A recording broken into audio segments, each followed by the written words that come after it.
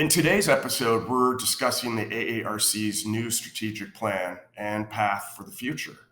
Joining me in this episode is AARC President Sherry Tooley, our AARC President-elect Carl Hinkson, and our AARC past President Karen Schell. Sherry, Carl, and Karen, welcome. Back in May, this group, along with about 35 other people, gathered in Texas to begin to chart a new course for the AARC. We invited everybody to the table, from leadership to the field, and we really set out for 2.5 days to map a course for our future. And as we've stated before, it was really a collective effort. And I've often said that the process is as important as the actual plan itself. So happy to have these three fine folks on here today, and we're going to do a little Q&A to talk about the strategic plan. What I wanted to do is direct these questions at you all as not only leaders, but as members of AARC. What does this new strategic plan mean for AARC and the profession, and why is this important? Thanks, Dan. I think that the strategic plan is important because it's going to give a roadmap for the association to come out of the post-COVID era. This gives us objectives that will advance the practice and the profession of respiratory care. Additionally, Dan, I think we heard from our members, and we are doing all of the things and more that we heard from them that they felt were lacking. And it's really important, I think, for us to continue to listen to our members and communicate. And that's really what we've heard was just maybe not as good as it could be. So we were doing a great job internally, but maybe not such a great job communicating that to our members. And now we're very focused, and you have increased our marketing and communications team. And we really are reaching out to our members every single day with things that we're working on. And I know they appreciate that. And I might just add as well, Dan, that for me personally and as a member of the AARC, it really lights my fire. I think it's exciting to be able to have a road path, as Carl stated, but also to have some outcome measurements so that we can see progress and the members can see that progress as we grow. And with the pillars that I've chosen, I think it covers every aspect of the care we give to our patients. And I'm so excited for that. I think maybe it'll re-energize us all, and we'll be able to meet the new challenges ahead head on and be ready for them. I couldn't agree more. Interesting, the four pillars, just to refresh people's memories: engage, elevate, advocate, and educate. Those are the four pillars in which this plan is centered and anchored. And now I'd like to just kind of tease out each one with some questions. Under engage, why do you think it's needed for the association, and how can this pillar benefit our members and RTs everywhere, even outside of our membership? I can start with that one, Dan. I think that we've been at I want to say a stalemate or a standstill for some time. As you know, our membership hasn't grown, and we, as Sherry said, have taken a good look at ourselves and how we can better perform to really engage our membership and have them be part of our organization, part of the AARC, and be proud of that. We want to involve their many, many talents, and I'm really excited about the volunteer portal that we're opening up so that we can reach out to those members that have those talents and be able to use them as we grow the profession and monitor our growth as caregivers within the hospital setting and outside of the hospital setting. So I'm really excited about that engagement. I think there's a lot of people out there that want to help, but they just haven't been asked, and I think it's time for us to ask them. We've spent a lot of time talking to our members about what it is that we can do to help them. But part of that is engagement, right? So we want not only our members to tell us what they need, but to help us get to where they want to be. And I think it's really important as we move forward. We've talked about a lot of things in our strategic plan about how we can actually engage our members and keep them engaged, and what tools and benefits that we can provide to them that would actually enhance their engagement and want them to do more with the association. The AARC is the professional home for respiratory therapists. And so when we listen to our members and we provide them the value in the membership, I think we really can connect as a respiratory therapy community and advance the field forward.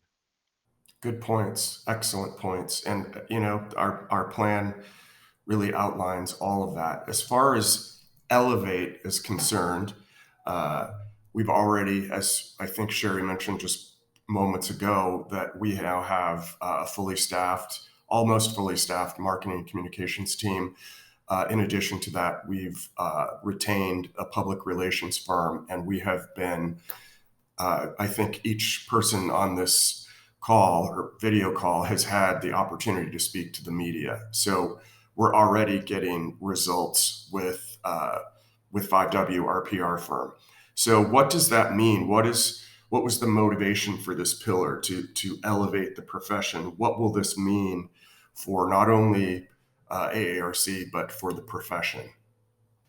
I think elevate goes in a couple of directions, right? So when we talk about elevating our profession and elevating our people. So we also heard pretty loud and clear from our contingency that they wanted a place to go within respiratory care in an elevated professional capacity.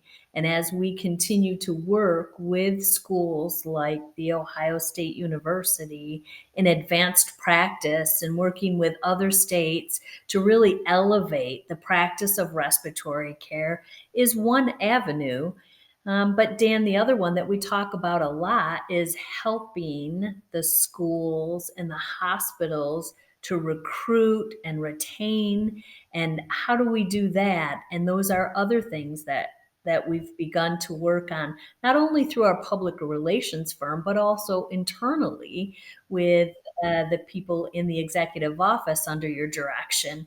And I can tell you that just the short time that we've been out traveling, I know yourself included, but Karen and myself and Carl speaking to our affiliates has really reinvigorated, I think, and excited people when we talk about all of the strategic plan and the different initiatives that we're working on. And let's face it, distance doesn't make the heart grow fonder, right? Or absence. It's been 2.5 years since we've seen a lot of these people in person, and it's really difficult, I think, to maintain that level of engagement when you haven't seen people, when they are not able to fully even commit because of the stresses in their own work and home environments. And so while I know COVID isn't gone, um, I think that we've gotten past that point, and we know what we need to do now to continue to elevate our profession. I think I just like to add to Dan. If you COVID kind of brought us all to an awareness that people don't know who we are and what we do, and I think we need to kind of have a self worth, respect our work ourselves, and show other people that we're a valuable part of the healthcare team. I think with COVID, unfortunately, we're a little disappointed that we weren't out there more in the public eye, nationally and locally, and that respect that's deserved for respiratory therapy. We really need to elevate ourselves and elevate among our peers and among our coworkers and also among our patients so that they are aware of what we do and how we do it. I think that's part of elevation is improving oneself up to a higher level, but also letting the public know who we are and that we're worth it, basically. So that's where I see elevate as is that we need to bring the whole profession up together and really, I guess, brag about what we do so people are aware of what we do so we get the respect that we all deserve. I think And two, I think some of our members and non-members were disappointed that there wasn't more about us out in the public view when COVID was there. We were all working hard at the bedside, but didn't get the recognition they deserve. And we realize that we want to change that. So Elevate to me is one of that pillars that's going to be exciting. I agree with Karen and Sherry. I think it's one of the pillars I'm most excited about. I think that we have an opportunity here, and the strategic plan is the perfect tool for us to capitalize on. I think a lot of the goodwill that we did have in the public. We have an opportunity to expand on the respiratory therapy field and make it more common and an attractive field for people for kids in high schools. And that's really is how this elevation pillar is going to work. Couldn't agree more. I think out of all of the pillars, this is the one that we're going to see direct and immediate impact just from getting our names, getting our faces, getting our voice heard amongst the public. In terms of our other pillar, advocate, what can we be doing here over the next 3 years to really advocate on behalf of the profession? I know we had talked about going into looking at exploring compact licensure as a possible point for us to be tackling. There were numerous other activities in there, but maybe perhaps one of you could outline, or some of you could outline some advocacy things that we're going to be doing. Yeah, let me try and address that. So, under the pillar of advocacy, we did make a strategic goal of looking into compact licensure. I know in the last couple of years, this has been a great interest of many members, and they have reached out on multiple occasions to the AARC and asked us to do this. So in the first year, we're really going to dive in and do some education for our members, education for the state affiliates, and so that we have an understanding of what the roadmap will be to achieving state compact licensure. And I know with with the traveler culture being as big as it has been in the last couple of years with COVID, this is of a great interest to the membership, and we want to provide the value and the infrastructure at the AARC to get to that, or reciprocity to meet what the needs are of the membership. Also, we have a new legislative VP, Miriam O'Day, and we're really going to, after several years of not going to Washington, D.C. and doing it virtually, we're going to be returning to Washington, D.C. in 2023, so our PAC trip in the first time. But we're also going to try to recruit a lot of the younger respiratory therapists into sort of the advocacy group. Really want to engage people in advocating at the state level and at the national level to help elevate the profession. Together we are very strong, and if we combine our efforts, we can make an impact, especially after the last couple of years of COVID. I think one of the things that excites me about the advocacy pillar is the fact that we can advocate every day, wherever you are, whatever your position you have. There's always opportunity to grow the profession and make connections with people within your community that have either power at the state level or the national level. And I think helping the members learn how to do that will be very beneficial. I think there's opportunity every day to advocate. So if we can do it, as we talked about, getting the grassroots, the membership, and even recruiting members in that area to work with their local legislative issues, then we can promote and we can engage and we can do all the other pillars as well. So advocacy to me is a day by day practice, and really should be out there every day advocating the profession and making sure our voice is heard. One of the things that we vowed not to stop trying to do is to actually advocate, Dan, for our patients, right? So in this pillar, we will continue to fight for expanded patient access to respiratory therapists outside of an acute care setting.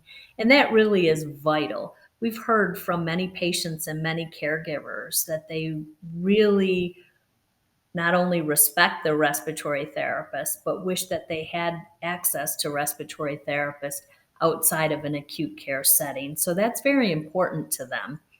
Along with that is to continue to work on our Allied Healthcare Workforce Diversity Act, because as we know from the literature and research, patients respond better to people who look like them. And that's very important to us. Diversity is not a new topic, but one that the AARC is really embracing in part of our advocacy pillar, not only for our patients, but amongst ourselves and with other professionals as well. So I know that you have engaged also a diversity an equity company to help us internally as well as externally. And I think that all of those things together will help us be a stronger us. So our last pillar is educate, and this is, I think, also a vital pillar because it's why many uh, people belong to AARC, so they can have access to all of this rich education, and our offerings are deep. And one other interesting point that I don't think a lot of members know is that your CRCE is connected to NBRC. So there's an automatic exchange of your CRCE credits are exchanged with NBRC. That alone is a wonderful thing to have. If you want to go and look at how many CRCE credits you have, it's right there. It is a great benefit, Dan. It really is. And people who have used it often comment to us when we're out at meetings about how great it is that they do cross over and help them to really keep track of their CRCEs. And I know for myself, it's a lot easier if somebody else does it than me.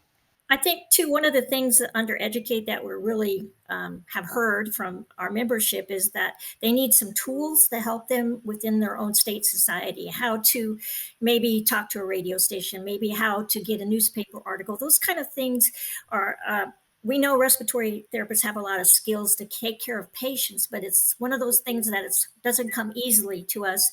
If we had some templates where we're looking at ways of bringing education to the grassroots again so that they can continue to grow their community of respiratory therapists within by using some of those tools that we develop. And of course, we want to hear from the members what would help you do that, as well as putting those skills out there for everybody to maybe just use on a daily basis. The other thing I just wanted to mention, since you brought up the NBRC, is that our collaboration with the NBRC and COARC is a way for us too to get the word out about respiratory therapy, to be more aware of who we are. So education in that point is to make sure we have a collaborative message that's consistent across all three. And I think that will, the more people we involve, the more enriched it will be for us. So education kind of again goes across to all of our pillars. So it's pretty exciting to hear that. And I'd like to mention that embedded under the education pillar is the efforts that the AARC engages in research activities for the respiratory therapy profession. A lot of people probably are unaware that the AARC publishes the only scientific journal peer-reviewed and indexed on PubMed, respiratory care. It is our premier scientific journal for our profession, and the AARC manages that, and your membership supports our scientific journal. And because of the importance of the journal this last year, the AARC hired a director for clinical practice guidelines, Dr. Linda Goodfellow. And the AARC is working hard, and she is working very hard at updating our clinical practice guidelines. Many of the hospitals and the respiratory care departments across the United States and even internationally use our clinical practice guidelines as the formation of care and their policies. So I think, our efforts to support research and advancing the profession and doing the best care for the patient at the bedside. I wanted to plug the Connect communities as well. I think that's a great way as a manager, if you're starting out as a new student or a new member, that the Connect communities are there for each other. And I think being part of that discussion, it's pretty open for everyone to ask questions and get good answers. And even I've made connections over the years to help me in certain things that I wanted to bring to my department, and I didn't have the resources. So Connect's a great place for us. So just to mention that it's there to help us grow and educate ourselves. Absolutely. And it's also a great place to engage and being part of the community. And that's really one of the goals of this plan too, is to really ignite and re-engage folks, and to communicate. Um, as we get ready to wrap up, I was asked a couple of questions when I was in Iowa recently. One of the folks asked, "What have you already started working on at uh, with this strategic plan?" And one thing that we are working on right now that everybody's going to benefit from is our rebranding strategy. Over the next 18 months, AARC is going to rebrand, and that's not just a new logo, but really embedding, doing the hard work of kind of looking at our belly button as an organization and saying, what do we want to be to our members? Who are we? What do we want to be? Um, and we will be engaging with a number of members as we explore this and try to best communicate how AARC is going to be received and how it is received. So lots more to come on that, but we're already starting on that. And as Sherry said, we're also about to embark on a very ambitious diversity, equity, and inclusion project, which is being shepherded by what used to be our DEI committee, which is now our IDEA committee, which is inclusion, diversity, equity, access, and accessibility. That really kind of covers the ground. But did anybody else want to have any final parting thoughts on our strategic plan as we wrap up our session here today? Dan, I think I'd just like to say thank you. And thank you to the entire executive office staff. I know that you all have been working extremely hard with all of the challenges, and having been here for just a little over 6 months. Um, Really, we've already seen changes. People are excited, people are engaged, and of course, they're waiting to see what comes next, right? We know that we've talked the talk, and now they're waiting for us to walk the walk. But I have no doubt that that's exactly what we're going to do, and people are really excited. Thank you. And Dan, I'd like to encourage anyone that has any questions or ideas or wants to be part of the movement to contact us. All of us are open for contact, but the AARC office is your office, basically the member's office. And if you have ideas or you have any questions, please don't feel like you can't contact us on a one-on-one basis. I feel like that is really important to know that the office is really open to that. And I thank you for that. One final thing I'd like to add is, if you like the strategic plan and you like the work that the AARC is doing, we'd be really honored if you could support us if you're not a member, by joining. Membership remember, the AARC is your professional home. The more members we are, the stronger we are, and it's just, we can elevate the profession together. That is what we are here for, and that is why the 3 Ps, as it were, we serve the profession. Dan has been excellent in his role in getting the office rowing in a direction, and this strategic plan will be the focus for us for the next couple of years. Thank you. That's a great point, Carl. Thank you. It really is. It makes a difference when Miriam goes to Capitol Hill to advocate for the profession, whether she says we have 40,000 members or we have 60,000 members. And it is that number that really gets people's attention. So that was an excellent point. And I think sometimes people don't realize all of the things that the profession and our professional organization does for them that they might not see or touch, but it benefits us all. Definitely. Well, this has been great. And I just want to say to everybody out in membership and otherwise that I'm encouraging everyone to please stay tuned for more discussion on the strategic plan as we go forward. The AARC is here to bring the best for members and to the profession. We will later prepare additional videos where we can dive deeper into the pillars and give updates as we make progress. This way, we'll keep the plan and the work at the forefront of members and future members as well. And you're all going to be going on this journey with us together. So stay tuned for more. Have a great day.